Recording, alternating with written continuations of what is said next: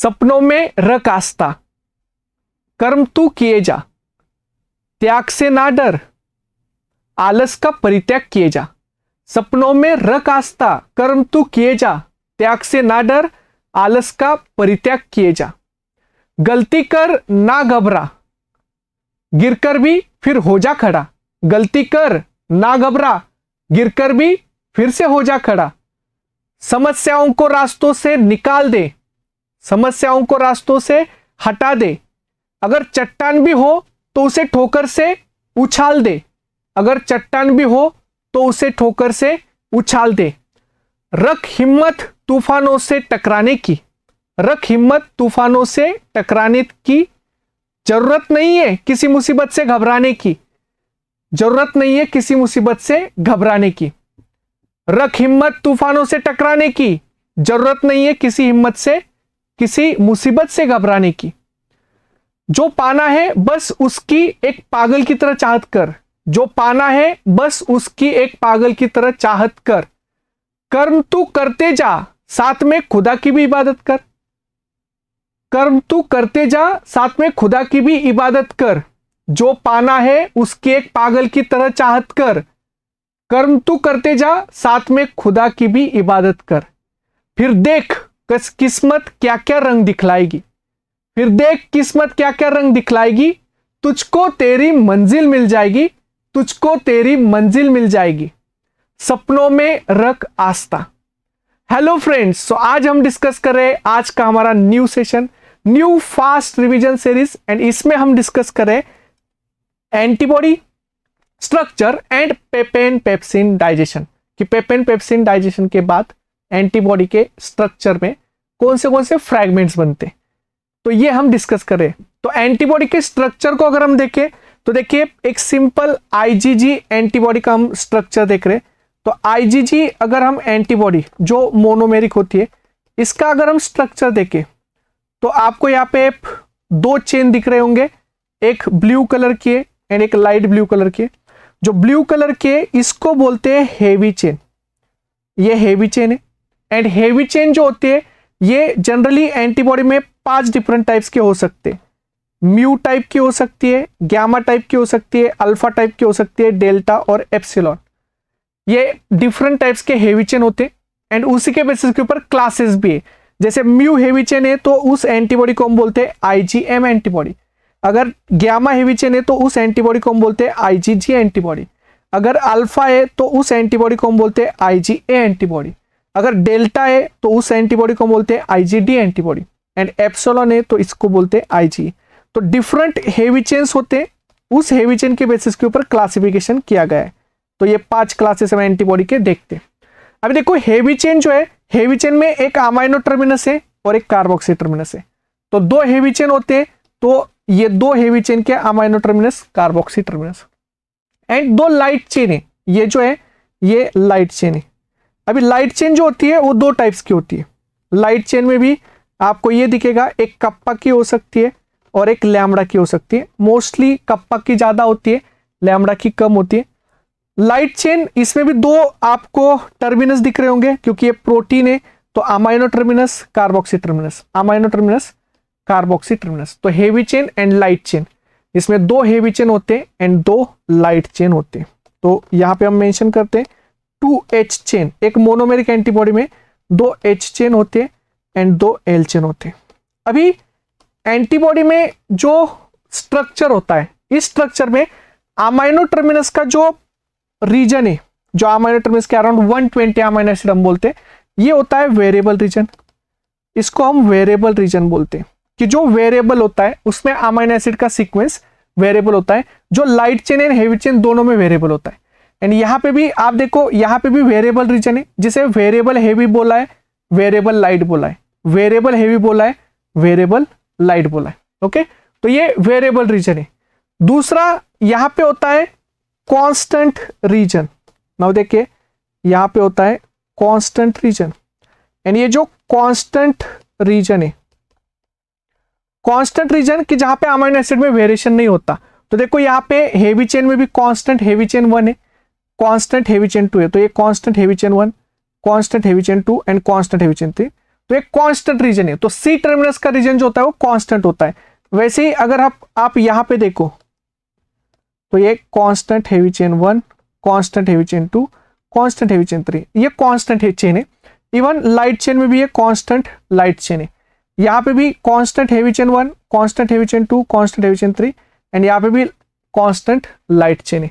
तो एंटीबॉडी में amino terminus reason जो होता है वो वेरिएबल होता है, जहां पे अमाइनो एसिड के सीक्वेंस में वेरिएशन होता है। एंड जो सी टर्मिनस रीजन होता है वो कांस्टेंट होता है, जहां पे सीक्वेंस में चेंज नहीं होता। अभी ये दो रीजन क्यों रखे? वेरिएबल रीजन, ये जो 120 अमाइनो एसिड का रीजन है, मतलब ये वाला जो पार्ट है, ये बहुत इंपॉर्टेंट रोल प्ले करता है एंटीबॉडी के स्ट्रक्चर में, क्योंकि यही एक रीजन होता है कि जो एंटीजन के साथ इंटरेक्शन करता है। तो एंटीजन यहां पे आके इंटरेक्ट करेगा। तो देखिए, एक तो एंटीजन यहां पे आके बाइंड होगा। सो एंटीजन बाइंडिंग जो होती है वो यहां पे होती है। यहां पे एंटीजन बाइंडिंग साइड है और यहां पे भी एंटीजन बाइंडिंग साइड है। तो यहां पे एंटीजन बाइंड होता है। ओके, अभी एंटीजन बाइंड होने के बाद, अभी यहां पे एंटीजन बाइंड हुआ। एंटीजन बाइंड होने के बाद ये एंटीजन वेरिएबल रीजन को बाइंड होता है फर्स्ट 120 अमाइनो एसिड के रीजन में। एंड यहाँ पे एक्चुअल में 3 CDR रीजन होते हैं, जो CDR रीजन के साथ एंटीजन की इंटरेक्शन होती है। तो यहाँ पे क्या होता है? CDR। एंड ये जो CDR है ये यहाँ पे होते हैं 3 CDR, यहाँ पे CDR1, CDR2, CDR3 and CDR1, CDR2, CDR3। यहाँ पे भी CDR रीजन होते हैं जो एक्चुअल में एंटीजन के साथ इंटरेक्शन करते हैं। इस रीजन को पैराटोप रीजन बोलते हैं, कि एंटीबॉडी का रीजन जो एंटीजन को बाइंड होता है उसको पैराटोप बोलते हैं। एंड ये है CDR। तो यहाँ पे CDR रीजन है कि जो प्रेजेंट है। अभी देखो, मतलब एक्चुअल में एंटीजन की CDR रीजन के साथ इंटरेक्शन होती है, जिसे हम कॉम्प्लीमेंट्री डिटरमाइनिंग रीजन बोलते हैं। एंड दूसरा जो कांस्टेंट रीजन है, तो constant region constant 1, constant 2 and constant 3। यहाँ पे बीच में एक रीजन होता है जो 2 हेवी चेन को कनेक्ट करता है। इस रीजन को बोलते हैं हिंज रीजन। तो ये वाला जो पार्ट है देखो, हिंज रीजन है, जहां पे डाइसल्फाइड बॉन्ड होते हैं। वो फ्लेक्सिबिलिटी प्रोवाइड करता है एंटीजन को इंटरेक्ट करने में। एंड बाकी heavy chain and light chain disulphide bond से कनेक्टेड रहते हैं। तो देखो, ये वाला जो है ये डाइसल्फाइड बॉन्ड है, इसे बोलते हैं इंट्रा चेन डाइसल्फाइड बॉन्ड्स। अगर with in heavy, with in light chain जो भी डाइसल्फाइड बॉन्ड्स है, इसको इंट्रा चेन डाइसल्फाइड बॉन्ड्स बोला जाता है। एंड अगर हेवी एंड लाइट चेन में डाइसल्फाइड बॉन्ड्स है, तो देखो ये इंट्रा चेन डाइसल्फाइड बॉन्ड्स है, ये वाला भी इंट्रा चेन डाइसल्फाइड बॉन्ड है, क्योंकि with in light, with in heavy chain है। एंड ये वाला जो है वो इंटर चेन डाइसल्फाइड बॉन्ड है। देखो ये वाला जो है, ये वाला इंटर चेन, इंटर मतलब हेवी एंड लाइट के बीच का जो डाइसल्फाइड बॉन्ड्स है उसको इंटर चेन डाइसल्फाइड बॉन्ड बोलते हैं। तो ये डाइसल्फाइड बॉन्ड एंटीबॉडी के चेन को स्टेबलाइज, मतलब स्ट्रक्चर को स्टेबलाइज करने का काम करते हैं। तो ये है डाइसल्फाइड बॉन्ड्स एंड ये एंटीबॉडी का स्ट्रक्चर है। इवन एंटीबॉडी में आपको CHO ग्रुप मिलेगा जो CH2 रीजन में प्रेजेंट होता है। एंड ये जो CHO है, इसका मतलब है एंटीबॉडी को कार्बोहाइड्रेट अटैच किया हुआ है। तो ग्लाइकोसिलेशन अगर हम बोले तो ये कार्बोहाइड्रेट ग्रुप है जो यहाँ पे अटैच है। सो कार्बोहाइड्रेट, तो कार्बोहाइड्रेट अटैच है इसलिए हम उसको बोलते हैं ग्लाइकोप्रोटीन। तो एंटीबॉडी इज द ग्लाइकोप्रोटीन। तो यहाँ पे कार्बोहाइड्रेट ग्रुप अटैच है जो कि C टर्मिनस पे प्रेजेंट है। तो ये है एक्चुअल में structure of antibody. Structure of antibody में ये वाला जो रीजन होता है जो कनेक्टेड है, अभी देखो दोनों कनेक्टेड है, तो इसको बोलते हैं FAB-2 रीजन। इस रीजन को आप क्या बोलोगे? FAB-2। अगर वो कनेक्टेड है, मतलब अगर बीच में हिंज रीजन है और हिंज रीजन से कनेक्टेड है, तो इसको हम FAB-2 बोलते हैं। इसका मतलब है बाइवैलेंट है, 2 इपिटोप बाइंड हो सकते हैं, सेम टाइप के 2 इपिटोप एंटीबॉडी पे बाइंड होते हैं। एंड ये वाला जो रीजन है यहां से यहां तक का, ये वाला एक रीजन है और दूसरा ये वाला एक रीजन है। फर्स्ट वाला जो रीजन है, इस रीजन को हम बोलते हैं FAB रीजन। इसे FAB रीजन बोला जाता है। एंड FAB रीजन मतलब fragment of antigen binding. This is called as fragment of antigen binding. ये फ्रैगमेंट ऑफ एंटीजन बाइंडिंग है। एंड दूसरा होता है FC रीजन। FC रीजन इसका मतलब होता है फ्रैगमेंट ऑफ क्रिस्टलाइजेशन। तो ये क्रिस्टलाइजेबल फ्रैगमेंट होता है, तो इसे बोलते हैं फ्रैगमेंट ऑफ क्रिस्टलाइजेशन। तो ये क्रिस्टलाइजेशन वाला फ्रैगमेंट है। तो देखो ये दो रीजन याद रखने, ऊपर वाला जो रीजन है जहां पे एंटीजन बाइंड होता है उसको फ्रैगमेंट ऑफ एंटीजन बाइंडिंग बोलते हैं, एंड दूसरे को बोलते हैं फ्रैगमेंट ऑफ क्रिस्टलाइजेशन। तो बस इतना याद रखिए, ये एंटीबॉडी के स्ट्रक्चर में एफएबी एंड एफसी रीजन का रोल ये हमने डिस्कस किया। ओके, तो देखिए ये इस तरह से एफएबी एंड एफसी रीजन, ये समझ में आपको? यस, तो ये एफसी रीजन है एंड ये एफएबी रीजन है। नाउ एंटीबॉडी का ये स्ट्रक्चर हुआ, तो एंटीबॉडी के स्ट्रक्चर में एक वेरिएबल रीजन होता है, एक कांस्टेंट रीजन होता है। वेरिएबल रीजन पे एंटीजन बाइंडिंग होती है एन टर्मिनस पे, and C terminus FC region जो होता है वो इफेक्टर रिस्पॉन्स में काम करता है। अलग अलग इफेक्टर रिस्पॉन्स होता है, उसमें एफसी रीजन काम करता है। जैसे इफेक्टर रिस्पॉन्स में ऑप्सोनाइजेशन हो सकता है, एडीसीसी हो सकता है, antibody dependent cell mediated cytotoxicity, as well as allergenicity, Ig antibody mediated हम जो टाइप 1 हाइपर सेंसिटिविटी देखते हैं वो हो सकता है, या FC receptor mediated complement protein का एक्टिवेशन हो सकता है। तो ये अलग अलग जो है वो इंटरेक्शन होते हैं, एंड इसी पार्ट को यहाँ पे कॉम्प्लीमेंट प्रोटीन भी बाइंड होते हैं। तो ये कॉम्प्लीमेंट प्रोटीन बाइंडिंग साइड है CH2, यहाँ पे कॉम्प्लीमेंट प्रोटीन बाइंड होते हैं। कॉम्प्लीमेंट प्रोटीन मतलब जो एंटीबॉडी होते हैं IgM IgG, इनमें कॉम्प्लीमेंट प्रोटीन बाइंडिंग होते हैं। नाउ अभी हम स्ट्रक्चरल बेसिस के ऊपर जो एंटीबॉडी का रोल है वो डिस्कस करें। तो IgG एंटीबॉडी का हम जो डाइजेशन है, तो देखो अगर हमें ये पता है कि ये एंटीबॉडी है, सपोज ये IgG एंटीबॉडी है, तो IgG एंटीबॉडी का अगर हम ट्रीटमेंट करेंगे तो ट्रीटमेंट से उसके कितने फ्रैगमेंट्स बनेंगे? यस, तो कितने फ्रैगमेंट्स बनेंगे यहाँ पे? तो यहाँ पे एक तो बनेगा ये IgG एंटीबॉडी, एंड इसको देखो जब एक कनेक्टेड होता है तब मैंने आपको बोला इसको बोलना है FAB-2 बोलना है, तो इसको क्या बोलना है? FAB-2 फ्रैगमेंट, एंड इसको बोलना है FC फ्रैगमेंट क्योंकि वो कनेक्टेड है। बट जब भी आप उसको पेपेन से डाइजेशन करते हो, तो पेपेन से किया, तो पेपेन क्या करता है? यहाँ पे ऊपर कट करता है, बीच में ऊपर कट करता है, हिंज रीजन से ऊपर। अगर यहाँ पे पेपेन कट करेगा तो आपको समझ में आएगा कि 3 फ्रैगमेंट बनेंगे। ये वाला जो फ्रैगमेंट बना FAB, ये वाला जो फ्रैगमेंट बना FAB, एंड ये वाला फ्रैगमेंट बना FC। अब देखो टोटल IgG का मॉलिक्यूलर वेट होता है 150 किलो डाल्टन, तो ये एंटीबॉडी कितने किलो डाल्टन के? 150। तो ये जो बॉन्ड बनता है वो 50 किलो डाल्टन का बनता है। ये जो बॉन्ड, ये भी FAB, ये भी 50 किलो डाल्टन, एंड ये भी 50 किलो डाल्टन। तो अगर पेपेन से ट्रीट करोगे तो पेपेन ऊपर हिंज रीजन से ऊपर कट करता है, इसलिए 3 फ्रैगमेंट जनरेट होते हैं, FAB, FC। अभी FAB फ्रैगमेंट एंटीजन को बाइंड हो सकता है क्योंकि उस पर बाइंडिंग अभी भी है, बट वो मोनोवैलेंट है, तो सिंगल इपिटोप बाइंड हो सकता है। दूसरा FC रीजन अलग हुआ, FAB अलग हुए, इसलिए वो प्रेसिपिटेशन नहीं कर सकते क्योंकि क्रॉस लिंकिंग नहीं होती तो प्रेसिपिटेशन नहीं होता है। इसलिए पेपेन डाइजेस्टेड एंटीबॉडी में कभी भी प्रेसिपिटेशन देखने को नहीं मिलेगा। हाँ, बट वो एंटीजन को बाइंड हो सकता है, क्रॉस लिंकिंग नहीं होती इसलिए प्रेसिपिटेशन नहीं होता। तीसरा, पेपेन डाइजेशन के बाद 3 फ्रैगमेंट जनरेट होते हैं। 3 फ्रैगमेंट कौन से? FAB, FC, ये 3 फ्रैगमेंट्स जनरेट होते हैं। तो 3 प्रॉपर्टी मैंने बताई, पेपेन ट्रीटमेंट के बाद 3 फ्रैगमेंट बनेंगे, FAB, FC। तीनों का मॉलिक्यूलर वेट सेम होगा 50 किलो डाल्टन। दूसरा, पेपेन डाइजेशन के बाद एंटीजन बाइंडिंग तो हो सकता है बट क्रॉस लिंकिंग नहीं हो सकता, इसलिए आफ्टर पेपेन डाइजेशन कभी भी प्रेसिपिटेशन नहीं मिलता, तो प्रेसिपिटेशन नहीं मिलेगा, एंड यहाँ पे FC फ्रैगमेंट जनरेट होता है। ओके, तो ये है पेपेन डाइजेशन का ट्रीटमेंट एंड उसके फ्रैगमेंट FAB, FC। नाउ दूसरा, अगर आप देखो कि अगर आप पेप्सिन से ट्रीट करो तो पेप्सिन जो है, पेप्सिन क्या करता है? Pepsin after hinge region cleave करता है। तो देखो मैं यहाँ पे दिखाता हूं, यहाँ के इसके बाद में क्लीव करेगा। अगर इसके बाद में क्लीव किया तो रेड कलर का जो है वो पेपेन है, ये पेपेन है, एंड ये जो ग्रीन कलर का है वो पेप्सिन है। ये दोनों भी प्रोटीएजेस है।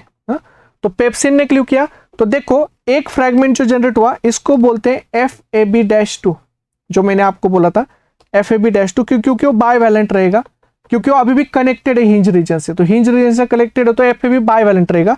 तो यहाँ पे दो इपिटोप बाइंड हो सकते हैं, यहाँ पे भी बाइंड हो सकता है, यहाँ पे भी बाइंड हो सकता है, एंटीजन दो बाइंड हो सकते हैं, करेक्ट। तो यहाँ पे मतलब दो इपिटोप बाइंड हो सकते हैं, एंड क्रॉस लिंकिंग भी हो सकता है क्योंकि वो बाइवैलेंट है। एंड यहाँ पे स्मॉल एफसी फ्रैगमेंट्स, तो FC fragment break into small fragments, मतलब पूरा क्लीवेज होता है एंड स्मॉल फ्रैगमेंट में बनता है, इसलिए एफसी फ्रैगमेंट जनरेट नहीं होता है। ओनली FAB-2 फ्रैगमेंट जनरेट होता है जो बाइवैलेंट है, बट एफसी फ्रैगमेंट जनरेट नहीं होता है, वो पूरा क्ल्यूड होता है, मतलब स्मॉल स्मॉल ऐसे फ्रैगमेंट बनते हैं, देखो ऐसे फ्रैगमेंट्स बनते हैं, स्मॉल स्मॉल स्मॉल, क्योंकि पेप्सिन ने क्ल्यू किया तो पूरा एफसी फ्रैगमेंट डाइजेस्ट हो गया एंड उसके स्मॉल फ्रैगमेंट्स बने, इसलिए यहाँ पे एफसी जनरेट नहीं हो रहा है। ये हुआ एफसी फ्रैगमेंट का। तो अगर आप पेपेन से ट्रीट करते हो तो जैसे मैंने बोला पेपेन से ट्रीट किया, पेपेन ट्रीटमेंट, एंड अगर आप पेप्सिन से ट्रीट करोगे, पेप्सिन ट्रीटमेंट, तो आपको समझ में आएगा यहां पे जनरेट होते हैं थ्री फ्रैगमेंट्स जनरेटेड, करेक्ट। तो थ्री फ्रैगमेंट जनरेट होंगे, यहाँ पे FAB एंड FC, ये तीन फ्रैगमेंट जनरेट होते हैं। इनका मॉलिक्यूलर वेट होता है 50 kilo Dalton, 50 kilo Dalton, 50 kilo Dalton. And उसके बाद और एक, जैसे हम बोलते हैं FC फ्रैगमेंट भी जनरेट होता है, and there is the antigen can bind to FAB fragment, कि FAB को बाइंड हो सकता है, but no cross linking occur, यहाँ पे क्रॉस लिंकिंग नहीं हो सकता क्योंकि वो FAB फ्रैगमेंट मोनोवैलेंट है। एंड यहाँ पे there is the no precipitation seen, तो यहाँ पे प्रेसिपिटेशन नहीं होता, तो नो प्रेसिपिटेशन सीन, यहाँ पे प्रेसिपिटेशन नहीं होता। एंड अगर पेप्सिन ट्रीटमेंट करोगे तो पेप्सिन ट्रीटमेंट में यहाँ पे एक फ्रैगमेंट जनरेट होता है, एंड ये जो एक फ्रैगमेंट है, तो आप ये पहले देखना कि एक फ्रैगमेंट ही जनरेट होगा। एक फ्रैगमेंट जो जनरेट होता है, दिस इज FAB-2, एंड ये 100 किलो डाल्टन का है, तो ये पूरा फ्रैगमेंट कितने का है, 100 किलो डाल्टन।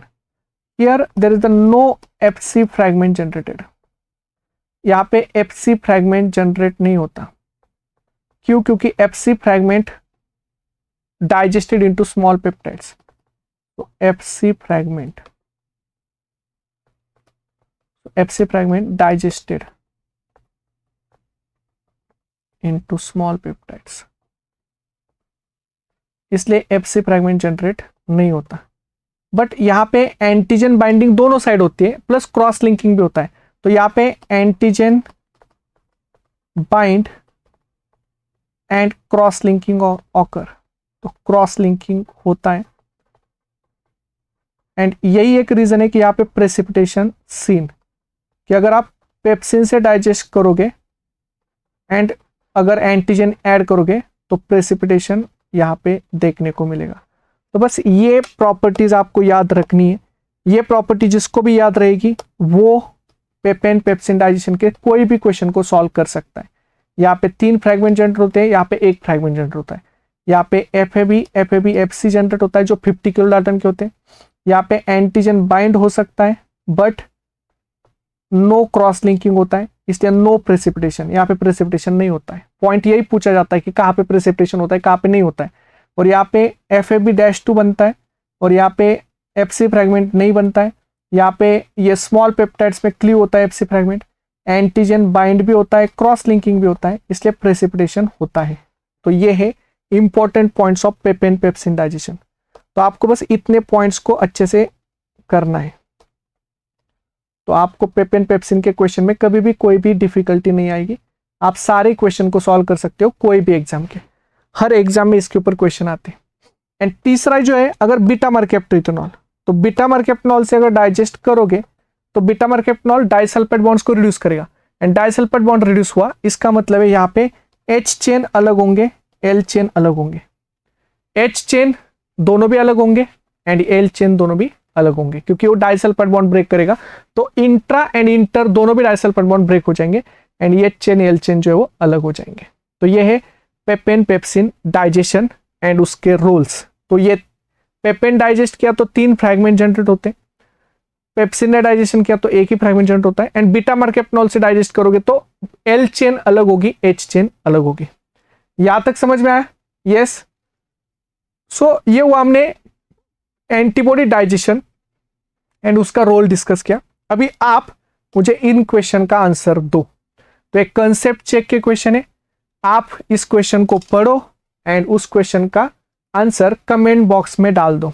बहुत सिंपल, बहुत प्यारा क्वेश्चन है, क्यूट क्वेश्चन है। तो इस क्वेश्चन का आंसर मुझे कमेंट बॉक्स में आपको देना है। तो ये एक क्वेश्चन आपको सॉल्व करना है। ओके, दूसरा क्वेश्चन है ये वाला एक क्वेश्चन, कंसेप्ट चेक में ये वाला एक क्वेश्चन आपको सॉल्व करना है। बहुत ही सिंपल क्वेश्चन है, डायरेक्ट क्वेश्चन है, 4 मार्क्स के क्वेश्चन है कि जो पूछे गए। तो ये वाला एक क्वेश्चन सॉल्व करना आप, एंड आगे ये वाला एक क्वेश्चन सॉल्व करना आप। तो ये 3 क्वेश्चन सॉल्व करना, इनके आंसर कमेंट बॉक्स में डाल देना। ओके, सो यहाँ पे हमारा आज का सेशन रिवीजन सीरीज का कंप्लीट हुआ। आपको ये सेशन कैसे लगा मुझे कमेंट बॉक्स में जरूर बताइए, और कौन से टॉपिक के आपको चाहिए कंसेप्ट। हम पूरे कवर कर रहे हैं प्योर टॉपिक, जैसे इम्यूनोलॉजी के कुछ मेजर टॉपिक हम डिस्कस करेंगे सारे रिवीजन सीरीज में, हम डेवलपमेंटल बायोलॉजी के सारे टॉपिक्स कवर करेंगे, हम डिफरेंट टेक्निक्स के भी, अप्लाइड बायोलॉजी के टॉपिक भी कवर करने की कोशिश करेंगे। तो सारे इंपॉर्टेंट टॉपिक्स आपको फास्ट रिवीजन सीरीज में मिलने वाले।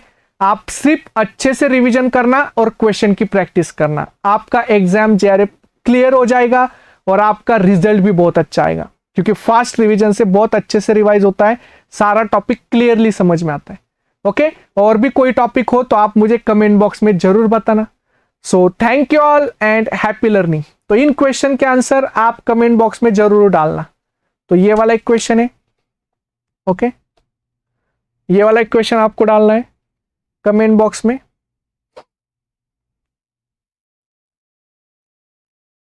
इस वाले क्वेश्चन का एक आंसर मुझे कमेंट बॉक्स में डाल देना आप, और सब लोग सॉल्व करना। जो भी लोग देखते हैं वीडियो, वो सारे लोग क्वेश्चन को सॉल्व करें, उनका आंसर डालें, क्योंकि हमें भी पता चलता है कि आप सॉल्व कर रहे हो नहीं कर रहे हो, आपको बेनिफिट हो रहा है नहीं हो रहा है।